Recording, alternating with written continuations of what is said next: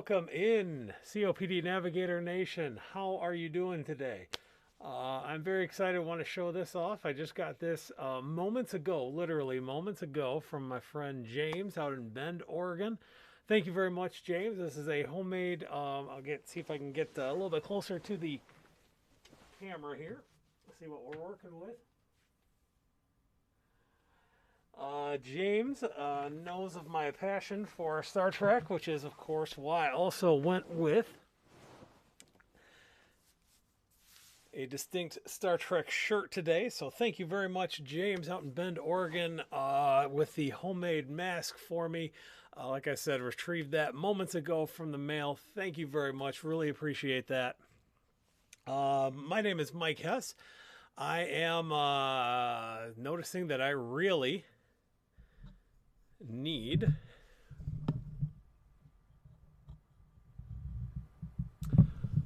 every time I think I have this figured out. I even pulled out the instruction manual today for how do I properly use this microphone. And hopefully the gain turned up here. John letting me know he can barely hear me. Could be from some of the mask. Hopefully this is a little bit better. But this is, again, my brand new homemade Star Trek mask, courtesy of James Lippy in Bend, Oregon. Adding that to the collection of stuff here in the background. Thank you very much, James.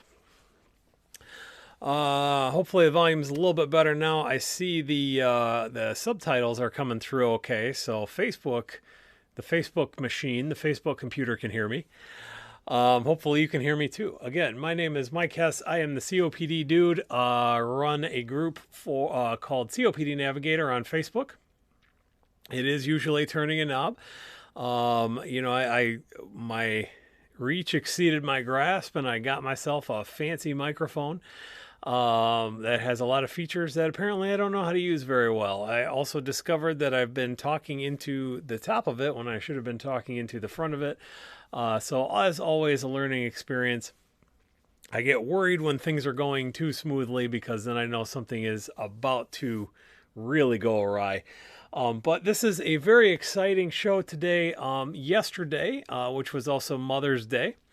Kelly, thank you. Can hear me okay in the watch party, so that's good.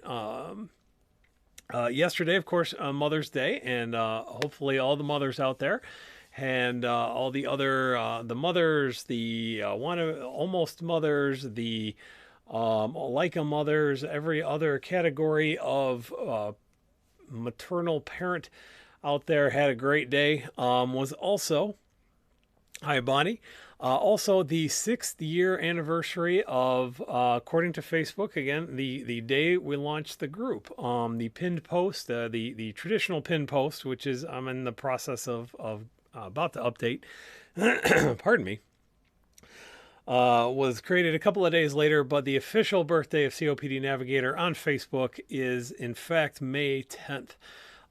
So this is a very exciting time. I look back at some of that stuff, even some of the, one thing I forgot to do today, we're going to save that for another show later in the week. I wanted to look back at some of the live shows that we've done. Maybe kind of a retrospective, hopefully how far things have come. Of course, the volume is, the volume's always the tricky part. But 6 years of being in the group, 6 years of trying to shine a light on COPD, trying to help everybody else find their way through what is a very tricky condition, a condition that we are continuing to work very diligently at raising awareness for, raising awareness of, supporting the people who need it the most, and doing a lot of hopefully really cool stuff. I know I've said this a couple of times over the last few days. I cannot say enough about the people in COPD Navigator, and I'm not including myself in that. The people living with COPD, the caregivers, the other clinicians, the industry folks, the researchers who stop by from time to time, the other advocates, everybody else in there has made me a better clinician. Hopefully helped me become a better communicator, volume aside.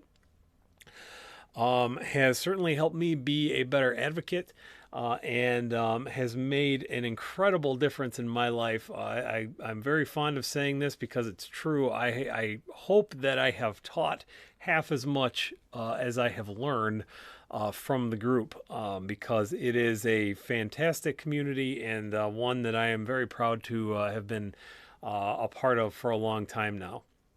Hello, Linda, checking in on the watch party. Appreciate you stopping by today. It's interesting, kind of retrospective. Like I said, from 6 years ago, I kind of tell you a little bit about the founding of COPD Navigator. Some of you, many of you probably know this story, but I was not sure exactly where my career was going. Wasn't sure what my next steps were going to be, but I was asked to do a series of videos for continuing education for other respiratory therapists, and ended up going out with my lovely wife, Kelly, who joins us in the watch party and will be joining us, I'm sure, later in the week. We've got some fun activities. She's been with us from the beginning, and a tremendous supporter of the whole crazy idea of starting a Facebook group and doing all these live shows, and helped me, or was courteous enough to let me reconfigure a big chunk of the basement into a little bit more functional studio. Can't thank her enough either. But we went out to we got to go out to California and start doing these videos, and I was able to pick my topics, and so I did a lot of kind of traditional respiratory topics, the cool fun stuff, the ventilator stuff and blood gases and all the cool things that everybody always wants to talk about. But I happened to do one about COPD. And in the course of researching this 45-minute video, I realized what an absolutely terrible job healthcare, certainly in the U.S. and evidently in many other countries as well, what an absolutely terrible job we were doing with COPD education. I will admit to having been guilty of this myself back in that day, but we often on the clinical side of things looked at COPD as this, well, not much we can do. You can try and quit smoking. You can take these puffers, and we'll see. We'll see in a few months. And that was that, and it really was bad. I mean, obviously. Taking a moment to say hello to Tanya, joining from running her own Facebook group per John Linnell in the Facebook feed. So Tanya, welcome to the story of the founding 6 years ago of COPD Navigator. Welcome aboard, and thank you for stopping by. So during this process of looking at all this education, I thought we've got to be able to do a better job, because right about this same time, there was this whole idea of what they call the hospital readmission reduction program. And they had a couple of years of success looking at things like pneumonia and I think hip surgery and knee surgery and stuff like that. And they were going to add COPD and a couple other things. And I thought, well, okay, so COPD is going to be a hot topic coming up soon here. And maybe this is a way that I can really have some influence on healthcare going forward, because I can see that we're doing a terrible job of it and nobody's really paying attention to it. So maybe I can start to change that.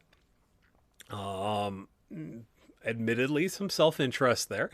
I wanted to be if I thought if I could be the COPD guy, then I could really have some positive impact. And I got to researching about what we were doing and all that stuff.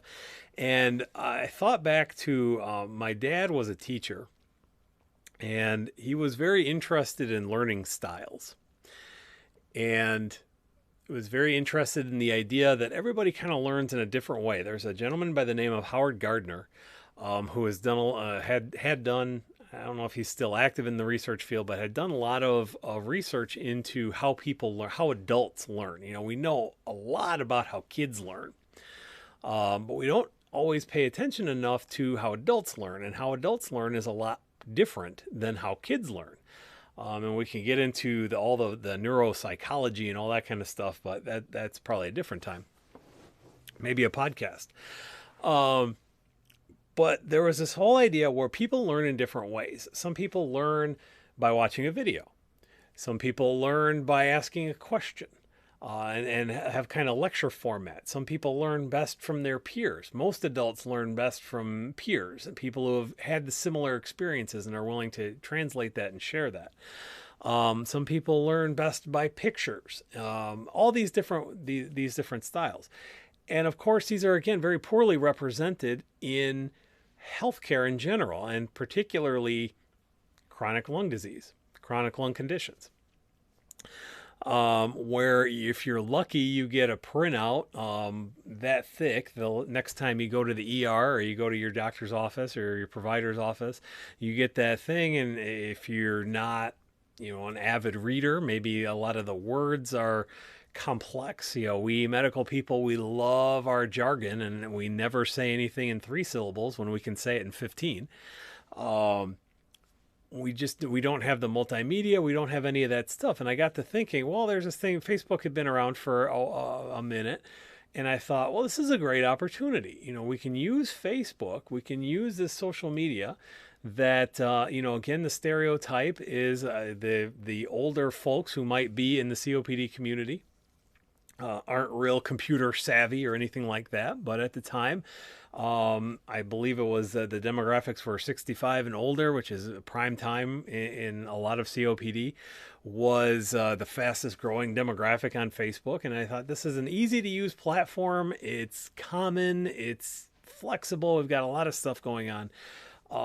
That makes it really nice to learn. So I thought, well, let's take a look. And I started looking around at a couple of different groups, and none of the groups that were existing really had what I was hoping for in a educational / support group.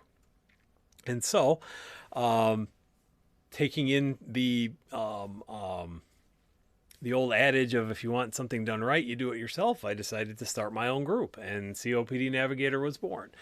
We had a fairly small group. We're still certainly nowhere near the biggest group on Facebook.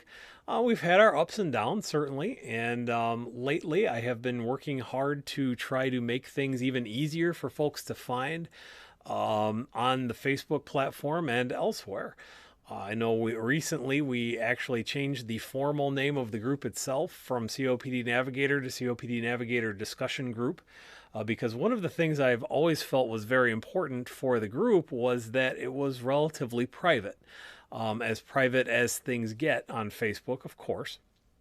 But back in the day, there were a couple of different kinds of Facebook groups, and one of them kind of would broadcast out to all your friends and neighbors. Whoever was following you might see your posts in a particular group. And a lot of folks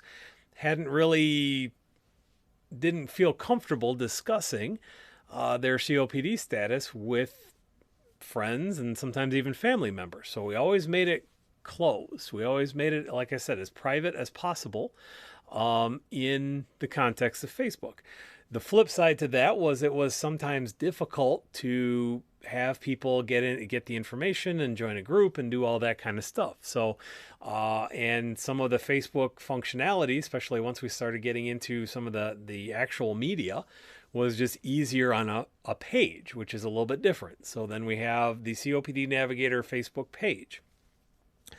The next kind of evolution to the group was, I'll have to go back and look at this. I believe it was in February, about 3 years ago now. Had a couple of folks asking me the same question within a very short amount of time. And I thought, well, Facebook now has this feature where you can use your camera, your computer's camera, and you can have a live stream. You can have a live show. You can have all the interaction. You can have people asking questions and have that kind of real-time interaction, which sometimes is good.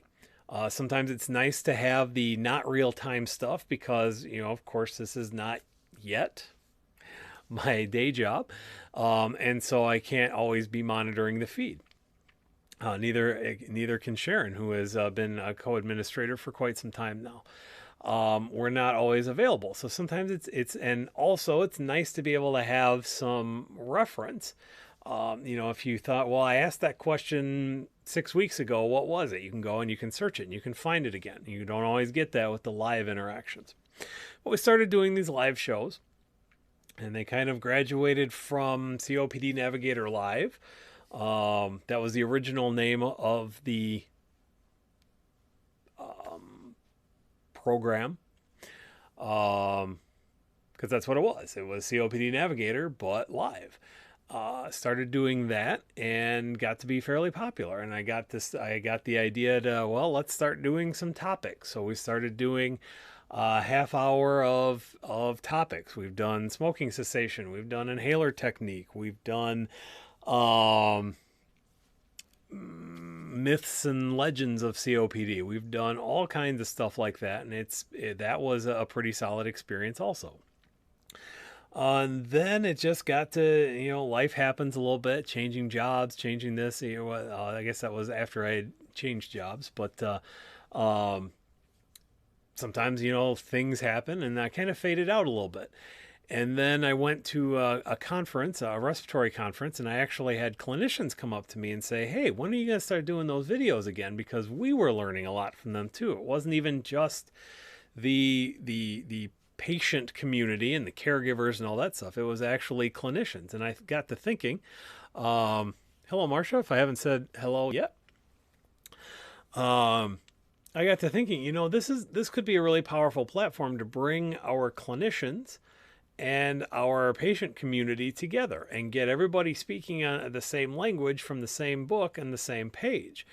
Maybe this is a thing to restart. So then I started doing another program that was a little bit more structured called Breathe TV, where we had, again, very similar idea of having topics of a particular day.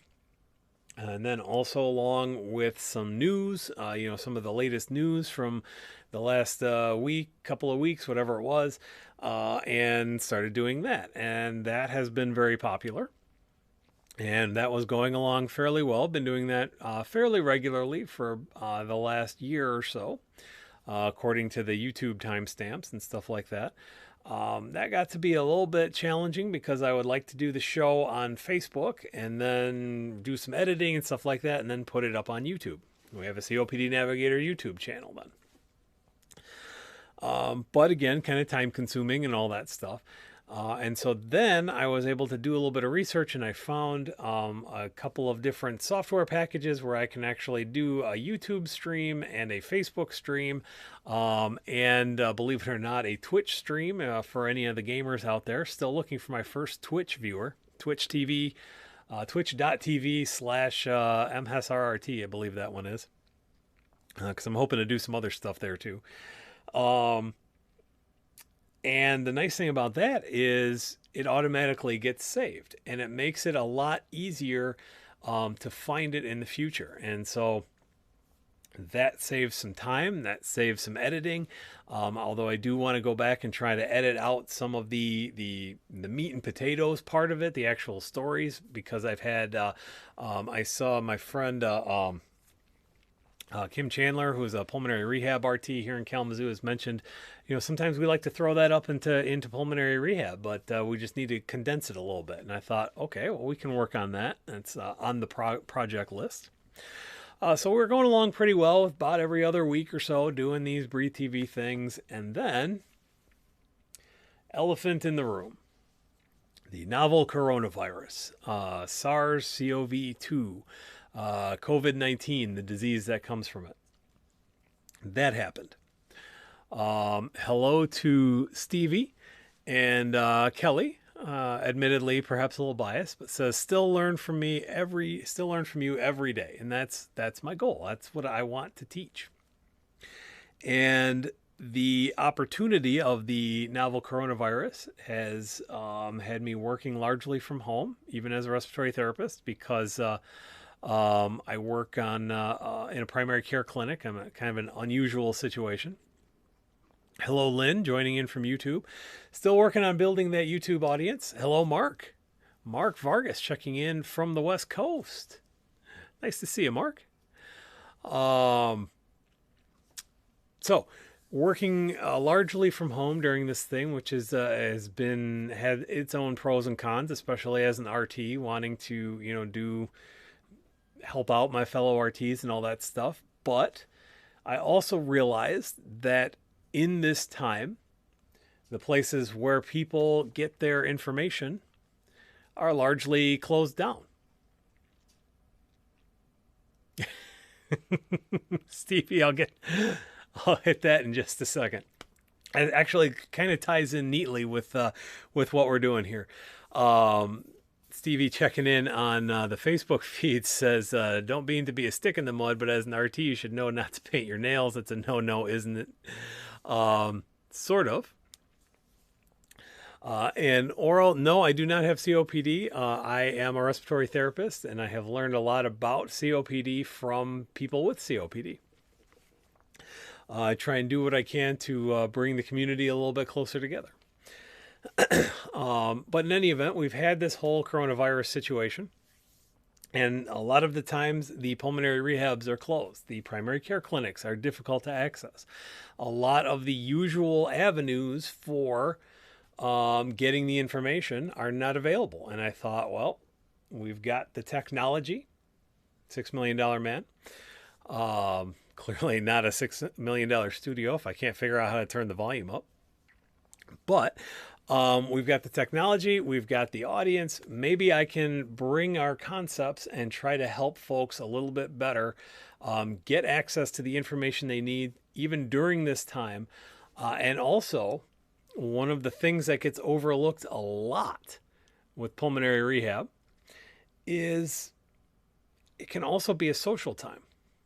And I want to be able to bring some social elements to people who can't access that stuff right now. And so started taking the Breathe TV idea and taking it into House Call, where I can come to you, well, not, I can come virtually to your house and answer your questions and hopefully have a little bit of fun. And that's where the nails come in. Because I'm very excited to do whatever I possibly can to put some smiles on faces. And I've also been able to recruit some of my other family members. As I mentioned, Kelly's been helping me out quite a bit. Also Emma, my daughter, and I've been describing her as the social media intern lately. Excuse me. Is very into a particular line of nail products called Hollow Taco by one of her favorite YouTubers.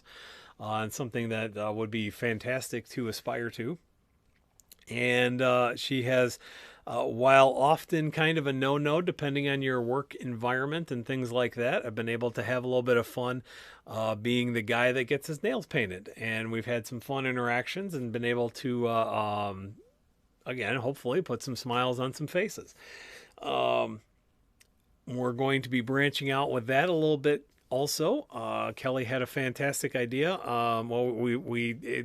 The genesis was a roundabout kind of thing because we started talking about trivia and we started talking about we have this idea, the infamous Taco Tuesday, and this is Hollow Taco, so we had Hollow Taco Tuesday, and we have trivia. I'm looking at integrating a website, and I'm seeing. I needed a haircut right when everything got shut down anyway. And I'm just seeing today in particular, it is just everywhere today. But we're going to see about doing so last week, where I'm going with this last week, Kelly joined me here in the studio, and Emma did both of our nails while we answered questions. Kelly is a nurse practitioner that specializes in obesity medicine.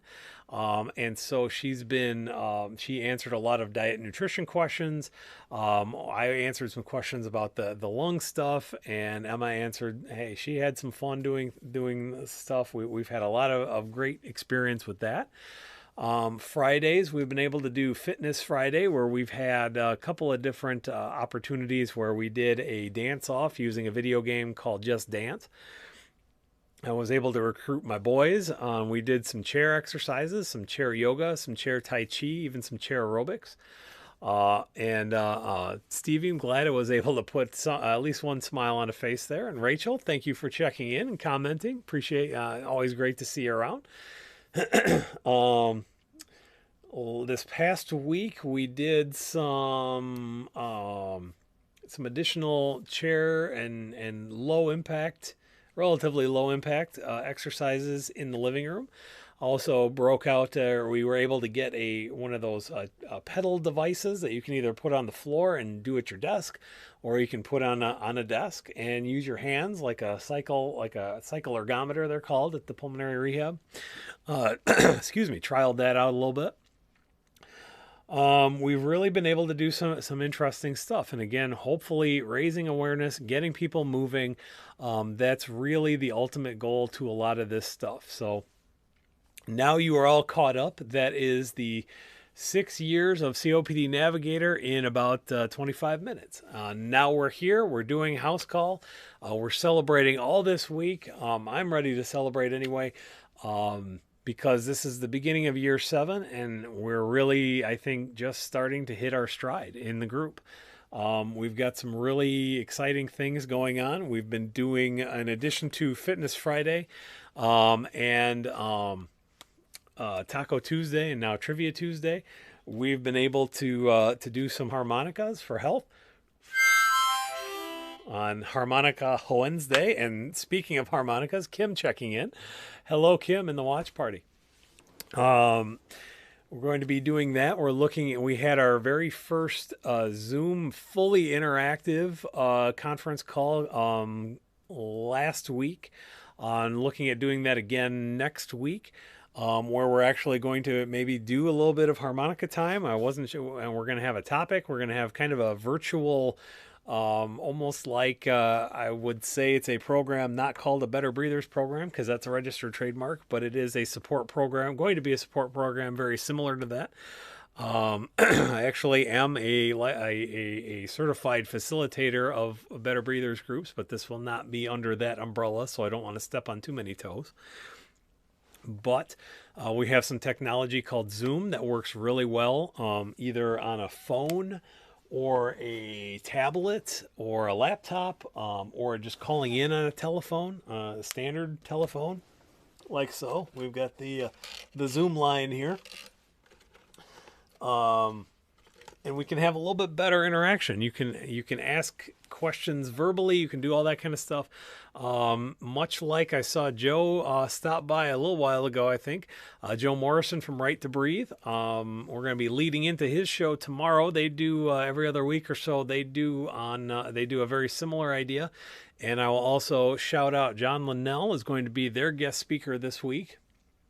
So that'll be tomorrow at 4:30 and 7 o'clock over on Right to Breathe. You can find their information on just by searching Right numeral 2 Breathe on Facebook, and we'll see about getting a link up there on our COPD Navigator page as well. So let's see. We've got Trivia Tuesday. We've got another platform. We can take up to 10 people for this preliminary one. We're going to be doing it live on the show tomorrow. 10 people can do a game called Kahoot that I was playing around with earlier. We've got some fun COPD trivia questions, and we're going to be competing for, as they say on the radio, pride, not prize. But we're going to test your knowledge about various facts involved in COPD. Some fairly common knowledge, but I think I got a couple of surprises in there that may test your knowledge a little bit. Again, that's very easy to use. You can do that right from the comfort of your web browser or your smart device, your mobile device. So look for that tomorrow on Taco Trivia Tuesday. We'll do another Fitness Friday. We're going to see about, we have not yet nailed down exactly what our fitness topic is going to be this week, but I assure you it will be something entertaining. And the other thing is, I just want to hear what we can do for you. As I said, the whole concept of this is to give you some knowledge, give you some support, and give you some fun.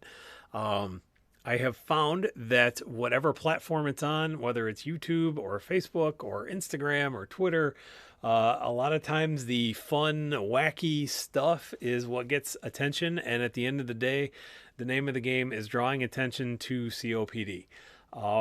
If I can get serious for just a minute, we know that COPD is one of the leading causes of mortality and disability in the US and around the world. And we do not pay enough attention to it clinically. We do not pay attention to it, enough attention to it from a research perspective.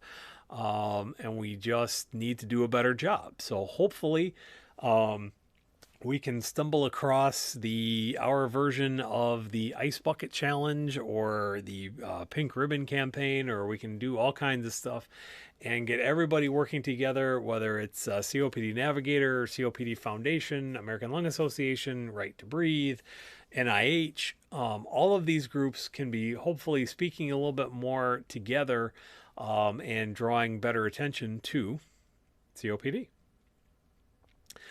So, excuse me. With that said, what's on your mind this week? What's happening? What do you need to hear? What do you need to see?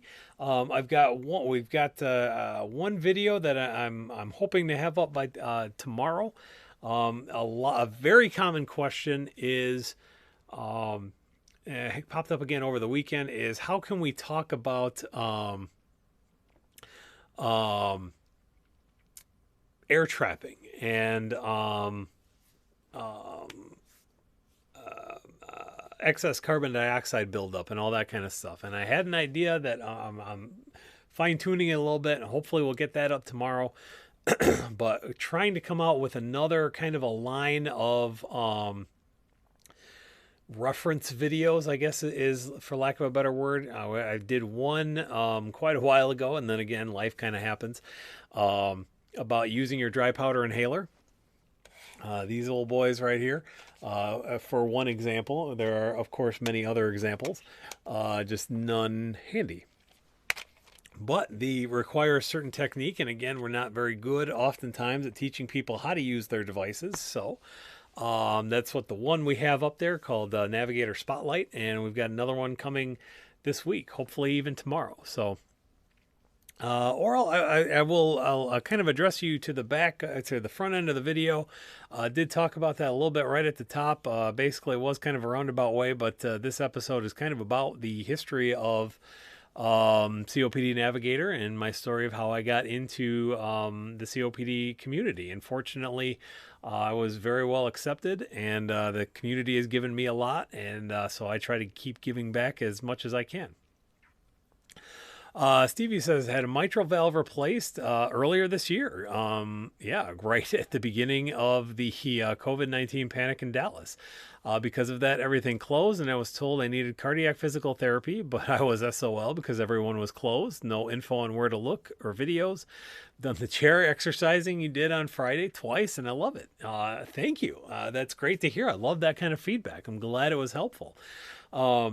Remember that not only did we have the live videos, but there's also, if you go to our YouTube channel, which I'm going to try and drop real quick, see how slick I can be, because you're watching on Facebook, so I'm going to https www.youtube.com/c/COPD Navigator. Hopefully, I spelled everything right there, which it looks like I did. I got a slightly bigger screen, but it's slightly farther away, so it's I guess it's a trade-off. If you go to that, and I'll drop it in the watch party too, just for the sake of being a completionist. This is our YouTube page.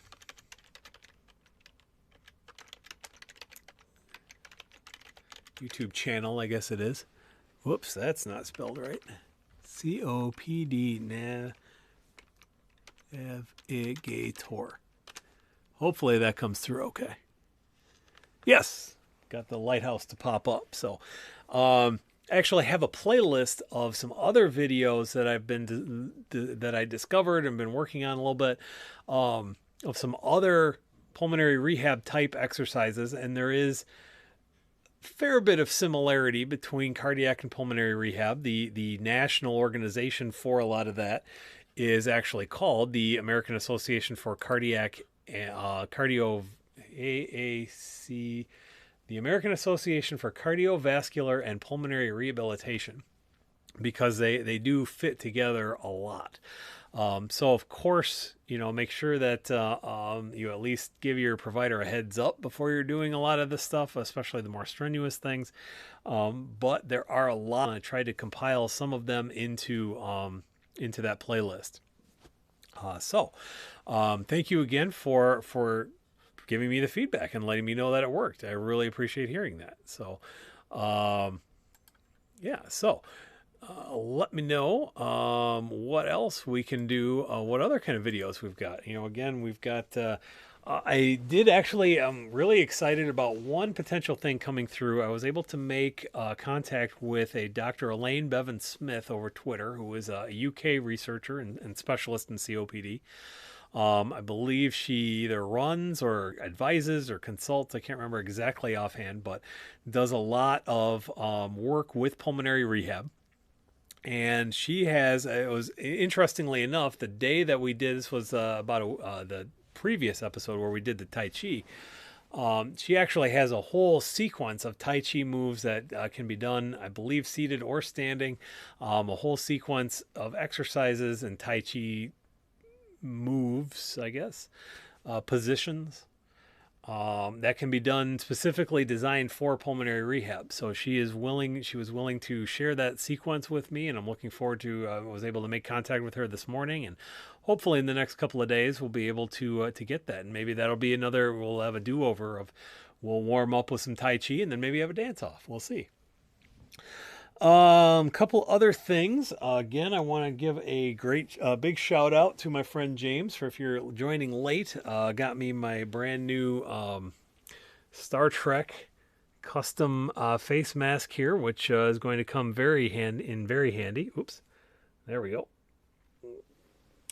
We're still on lockdown for the next couple of weeks here in Michigan, so that's going to come in handy. Also want to give a nice shout out to another thing that Emma has done. She did this actually quite some time ago. Hopefully you are aware that the official advocacy color for COPD is orange. And Emma is a big fan of My Little Pony, and she is an artist. So she gave us a potential mascot for the world of COPD. Called Llama Laba. And Llama Laba is orange, has a pinwheel design, and also I will get a better picture. Step over here for just 1 second.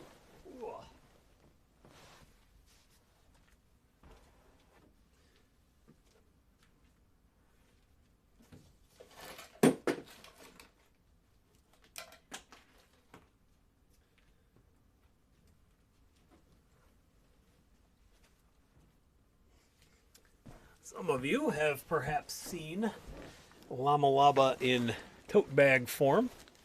This is a drawing that Emma did for us last year.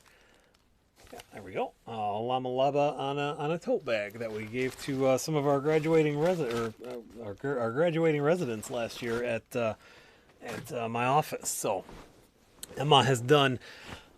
It's been really gratifying as a parent and as an advocate to be able to kind of teach the importance of advocacy to the next generation of family members, of clinicians. Hopefully, now this is something that hopefully a lot of the residents will still keep with them and carry around with them, and remember that COPD is important. So added her to the studio background here. Yeah, and then another pony that she did for me with my love of the reimagined version of Battlestar Galactica. She made me an Admiral Adama pony. So, see if we can get her some commissions or something here.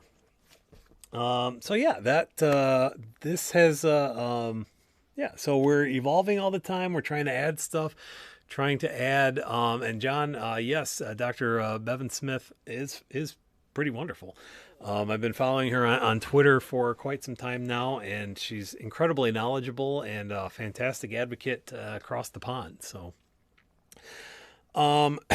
yeah, so still got some time for questions and answers and all that stuff. I know I've been kind of doing a little bit of stream of consciousness today, but I am really excited about some of the stuff that we've got coming up. I know I've been probably hyping this a little bit, but we have a thing called the Potato Cast, which I should probably drop a link to that too. I'll need to, and Kelly's got Madam President upstairs. So for all my Capricorns out there, my Battlestar Galactica fans,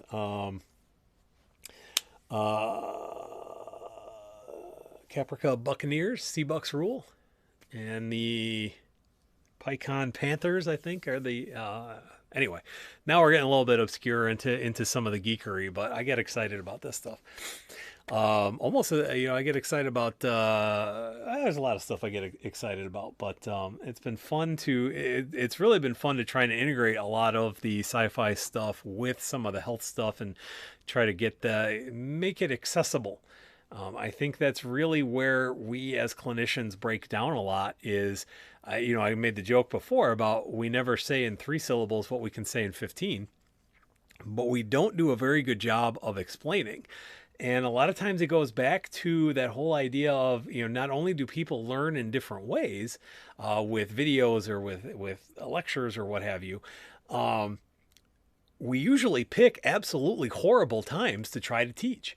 I ask people a lot of times, where do you get most of your teaching for your inhalers and stuff like that? And it's, well, when I'm in the ER. Or when I'm getting ready, I've been in the hospital for 3 days, I'm getting ready to go home. I've actually been in the hospital. I had shoulder surgery back when I was a teenager. And I remember for my kind of, and I had stomach surgery a couple of years ago, a bariatric surgery. And I know when it was time for me to go home, I was ready to go home and I didn't really want to be there anymore. And you're getting a lot of instructions and my stuff was fairly routine. It wasn't that I was sick. It wasn't that I was really recovering from being sick or anything like that. It was a thing that I was planning on doing, was prepared for and all that stuff. And even then I just wanted to get out of there. And then I had a stream of 15 people coming in and giving me this instruction and that instruction and make sure you follow up here and do this and do that. And I can't tell you what any of it was. And that's for something that I don't really have to live with in the way that folks have to live with COPD. So we have to do a better job of teaching at a more accessible time. And so and in more accessible ways. So I try to draw in analogies wherever I can, whether it's, if you watch the show for more than 2 days at a time, you'll probably get way more than your full fill of Star Trek references and Battlestar references and Avengers references. I got my Tony Stark and my nice monster as that one's for Kelly. Doctor Who references. I mean, we've got we can translate a lot of this. We can do a better job of translating this stuff if we can find that touch point. Which reminds me that's when, if you go back and look at some of the older Breathe TV episodes, or not Breathe TV, because I think those were all in the home studio, but if you go back and watch on our Facebook, or slow down, Mike. If you go back and watch some of the older COPD Navigator live shows in the YouTube archive, you'll see a lot of them were done in my office, and my office is absolutely covered with sci-fi stuff. We can see back in the when I not much with Farscape and Buster Bronco. I got a fun story about that though too. I got all this sci-fi stuff, and that is also from this group, from COPD Navigator, because when I got my job in primary care, I said, if you were going to a COPD clinic, what would you want it to be? And overwhelmingly people said, I want it to be a little bit more comfortable because we spend so much time in hospitals, in exam rooms, all that stuff, and it's very sterile and cold and uncomfortable and all that. I just want stuff to be comfortable. And so, I have residents follow me from time to time and all that stuff, and they ask, why do you have all this stuff in here? I mean, it's fine to have your office decor to be what it is. And I said, well, because you got to make it comfortable. You got to make it accessible. You may not be a Star Trek fan. I can almost guarantee you're not as big of a Star Trek fan as I am. But by and large, the vast majority of people know something about Star Trek. And so if you have a poster on the wall with, let's see if I can do this real quick here. I don't know if it's going to work or not, but let's see. If you were to walk into a clinic room and see, for example, maybe this isn't going to work after all.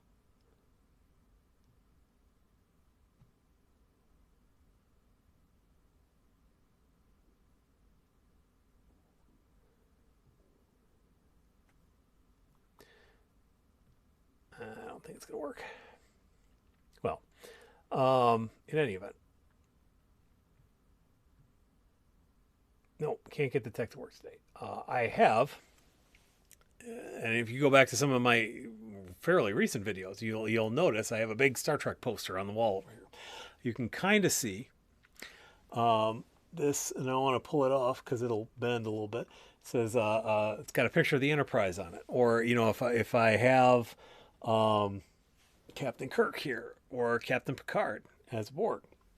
You see these things, you can kind of recognize that, and then maybe you ask a question about it, but then we have some kind of touch point. We have some common ground, and a lot of times I know when I go to my providers, sometimes it's hard to find that common ground, but it's so important in order to get progress. If I want you to take your inhaler, you have to trust that I have your best interests at heart. And it's difficult to just walk into a place and immediately trust folks. So I try to make things comfortable. I try to make things trustworthy. I try to be that trustworthy guy by giving solid information that is objective and reliable and evidence-based and all that kind of stuff. But I hope that we as clinicians can do a better job of that.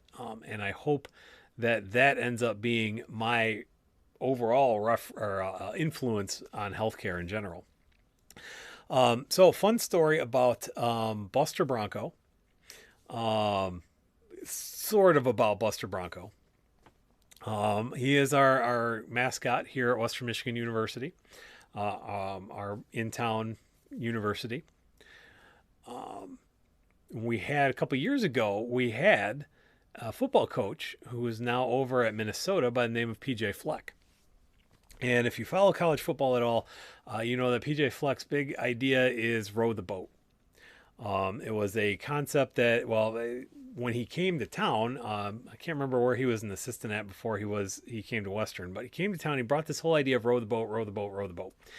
And everybody thought, it doesn't really make any sense. We're the Broncos. Our mascot is Buster Bronco. Buster Bronco, I suppose the mascot has opposable thumbs, but he's not really known for his rowing ability. He's not known for his boating prowess.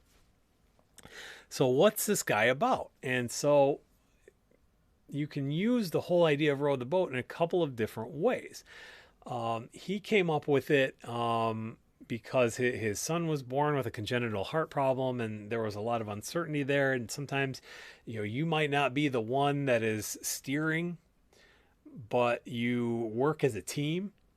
You do have one person that's kind of steering, navigating, all that kind of thing. You've got one person and you have to build that trust with your team so that you all row together. I kind of took that and I went with it a similar way, where I always tell the people who come to my office, the caregivers, the RTs, the respiratory therapists, the nurses, the residents, I tell everybody all the time, if we're not communicating and we don't trust each other, we're all in this boat. We're going to go around in a circle at best. We're probably going to just flip the thing over because we're all going to be rowing at different times and different speeds and different angles and all that stuff. But if we take a few minutes to kind of figure each other out, to figure out what our motivations are, to figure out what our likes, our dislikes, our motivations, our influences, all that kind of stuff, then we can actually row together and get from point A to point B without flipping the boat over. And that is key. That is what we need to do in healthcare, and that is what I try to promote wherever I go. I don't believe in the model where I, as a clinician, tell you what to do and you just do it. I don't think that makes sense. I don't think that's fair to you. I think that sets you up for failure. And then when you may not be as successful as I want you to be or as you want to be, and then we look at, well, why aren't you doing the thing? And it's like, I don't know. It's just because I don't want to. Then everybody gets cranky. And when it comes down to it, it's my fault because I didn't do a good enough job figuring out the motivation, figuring out the influence. And I think that's where healthcare is in a lot of different ways, and especially with COPD. So if you like that, you're absolutely going to love the podcast. So we've got, so far, I have technically two podcasts. I have taken a lot of the audio from previous Breathe TV episodes and stuff and turned that onto a podcast. So if you search for COPD Navigator on a place like Spotify or Apple Podcasts or Google Podcasts, you will find some of the previous episodes, and hopefully you'll be able to hear them. But what I've also done a little bit more recently is come up with another podcast that's a little bit more general healthcare stuff. And I'm going to drop that, add a link to that in some of the comments here. I've been excited to see that is starting to get a little bit more consistent views. So we're going to drop that here's into the watch party. If you want a little bit more words of wisdom about what I would like to see healthcare be in the future, check this out. Potato, for those of you who may be curious, is one of our 3 cats. And you can see, did that go? Yep, there it is. You can see, you may be able to see this picture of when I was first setting up the what I call the Mucophile Studio, after my Twitter handle and an old brand of mine. Potato helped herself up onto the stool and started checking out the microphone. And so I posted that picture, and it was suggested to me, I believe, by, most of my good ideas in the spirit of Mother's Day come from the ladies in my life, whether it's my daughter Emma, my wife Kelly, or a friend of ours named Elena. I can't remember. I think that was Elena. I know she named Breathe TV. But credit where credit is due. So Kelly, if you're still watching, or Elena, because it looks like you're still watching too, the genesis of the Potato Cast. Anyway, the picture was the genesis. Hopefully we're going to be, Emma's working on some drawing, some artwork for that. But the content is all about healthcare. 2 episodes up so far. The first one is about prior authorizations and pharmacy benefit managers, and why they are, shall we say, not good. The second episode is about, technically episode 3, because I did record a brief greeting, hello world kind of thing. But it is about unintended consequences. Are we asking the right questions in research, and are we answering the right answers? Are we answering the right questions? because there's a lot of confounding factors in research, and you get to learn a little bit more about my love for typography and page design and all that stuff. Um, Kelly says love to Elena Diamond, so I think that's where that answers the story of the podcast. Speaking of Kelly, we are looking at some new ideas about how we can get some more podcasts and stuff like that going, because she shares absolutely and has encouraged and has inspired a lot of my passion for advocacy and for fighting for our causes, because we know that especially, particularly with COPD, it's difficult to, when it's difficult to get down the driveway, it's difficult to get up Capitol Hill. And we don't have enough voices fighting for our audiences. So we're looking at trying to do a lot of these things, bringing a lot of these things together. And that is my ask of the community that has given me so much, and has asked me a lot of questions. I have one ask of all of you. Whether it's our Facebook page, whether it is our YouTube channel, whether it is our nascent website that is finally looking like an actual COPD website and not a template full of placeholder junk. Please like it, share it, subscribe to it, pass it on with your friends, pass it on to your networks, share as far as you can, because my goal is to be the most powerful advocate I can possibly be. And Kelly also shares that goal. We want to be powerful advocates for our communities. But we don't know how to do that unless you tell us what you need and you help us. I don't even want to say help us share the voice, but we want to know what messages to send. And in order to help the biggest group of people, we need to get the most voices sharing what your barriers are, sharing what the obstacles are. We heard earlier from Stevie, had surgery and then suddenly lost all of the resources of rehabilitation and stuff. We need to get all of these, find out what all of these barriers are so that we can knock them down together with all of you. The other ask that I have is we have started so that, as I mentioned, a lot of this stuff has not gone as smoothly or as quickly as I would like it to be, because I would love to absolutely devote more time to doing some of this stuff. And so if you want to help contribute to that goal, or if you know some people who might like to contribute, did start a thing called a Patreon where you can subscribe and get additional content.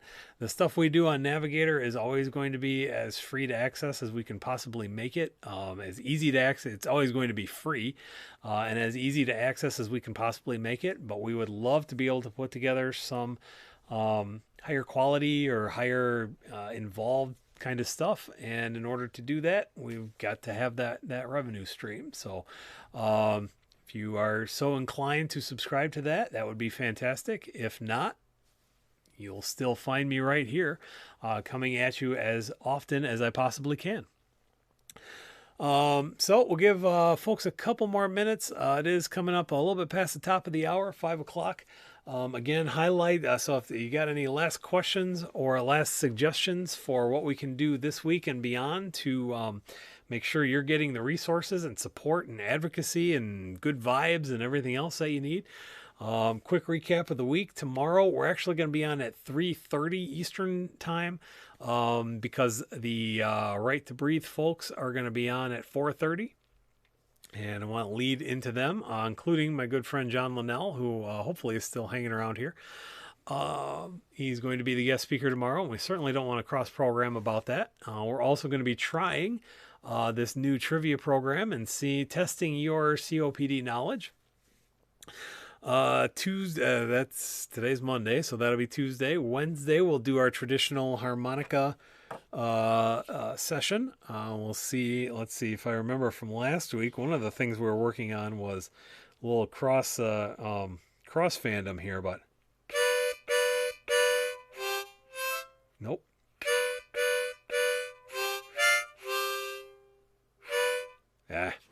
I'll have to study that one again. Hard to play that one, the Imperial March, from memory. Don't have the one memorized, say, quite yet, but obviously not at all. But so that'll be Wednesday. We'll be back on the harmonica. Thursday will probably be open forum again. Maybe if there's demand for it, I don't know. We'll have to.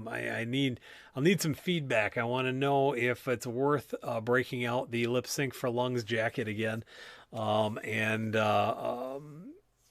a little bit of lip sync action as a throwback to what we did a couple of years ago. We did lip sync for lungs every day for the month of November. A couple weeks ago we did that for a throwback Thursday. Had some fun with welcome Shar. I'm glad I was able to help you get your snooze on there. No, I know Mondays, and Elena with the Wrath of Khan reference, the deep cut. Kudos to Elena. Going into the Mutara Nebula. They're actually in the Mutara Nebula. But yeah, deep cut. Live long and prosper. So Thursday we'll do a little throwback if people want to see the throwback again. If you've got some song requests, something inspirational, something to put a smile on your face, the sillier the better. Remember, we're here to raise awareness, and if I got to get the flashy jacket on, I got to get the flashy jacket on. And then Fitness Friday, we're going to see what kind of trouble we can get into. Hopefully get the whole family involved in that one, as we've been doing the last couple of... I do want to wear the jacket. Kelly Becker calling me out a little bit, as she tends to do. I do love that jacket. For those of you who have not seen it, highly encourage you to... let's see. I might be able to... that I should be able to do. Bear with me 1 second while I get... while I ramp up the... should be able to get the picture-in-picture going here if my computer will cooperate. All the partnership words there. Come on.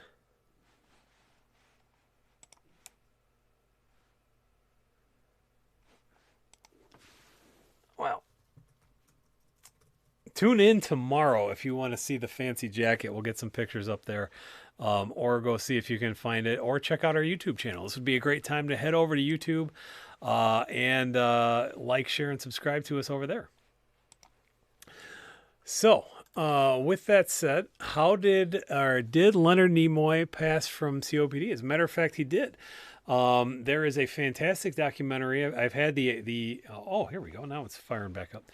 Had the opportunity, the privilege, as a Trekkie, over the last couple of years, to actually be able to speak with his son-in-law, David Knight, who his daughter Julie and David have put together an excellent documentary with some involvement from the rest of the Star Trek community. I believe John Delancey, who was one of the absolute best guest stars on The Next Generation and Deep Space Nine and Voyager, entity by the name of Q, contributed some voiceover to that.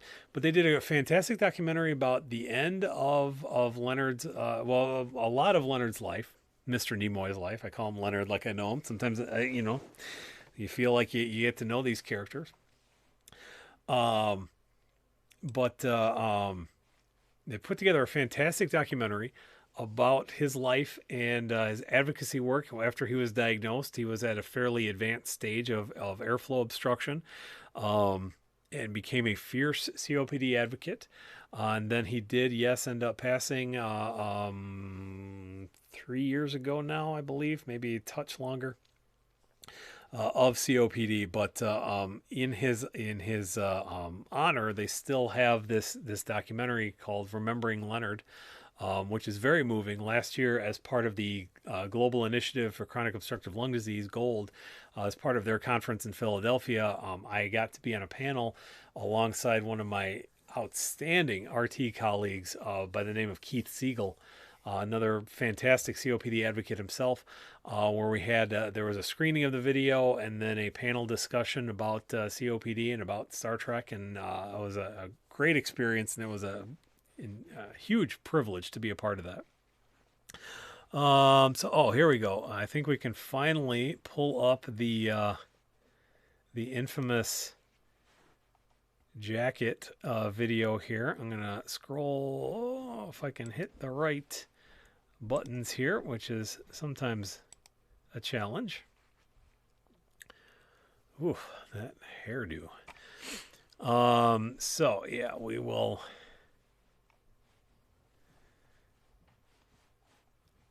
get it to play here a little bit.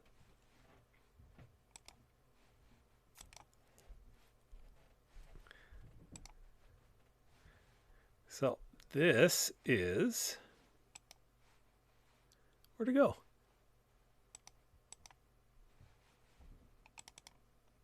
Oh, come on, where'd it go? Oh, that's just not fair. That's just not fair. It was working.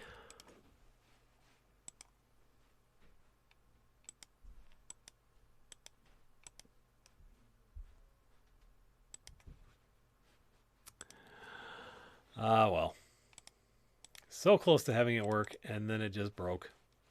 But, so again, check out that YouTube channel or tune in later this week, potentially, and we'll see if we can make that happen. So, with all of that said, we're going to take a quick spin through a couple of our various places where we have stashed the video, see if we get any other comments going on here. And then we're going to go ahead and sign off for today. I really do very much appreciate everybody checking in, spending a little bit of your Monday with us, either on Facebook or on YouTube. Again, can't say enough good things about the folks I've been involved with in COPD Navigator and the overall COPD advocacy community. It's a group of folks that I have learned so much from and have contributed so much to me. It is truly an honor to be able to give any bit of it back in terms of my educational efforts or advocacy efforts or anything like that. So thank you again for 6 fantastic years of COPD Navigator. I am really looking forward to what some of the next steps are and some of the next things on the agenda. I'm really excited about what the future holds for COPD Navigator, for COPD research, for COPD stuff in general. I think it's an exciting time to be in health. I think we're going to see, I'm hopeful we're going to see a lot of positive changes on the other side of all the stress and strain and angst and everything else from this coronavirus. I am really excited to go through all of this with you and come out on the other side stronger as a community. So thank you again for sharing some of your Monday with us. Again, please like and share. I just saw somebody I want to say thank you to. Just saw somebody shared the video and then it faded out before I saw the name.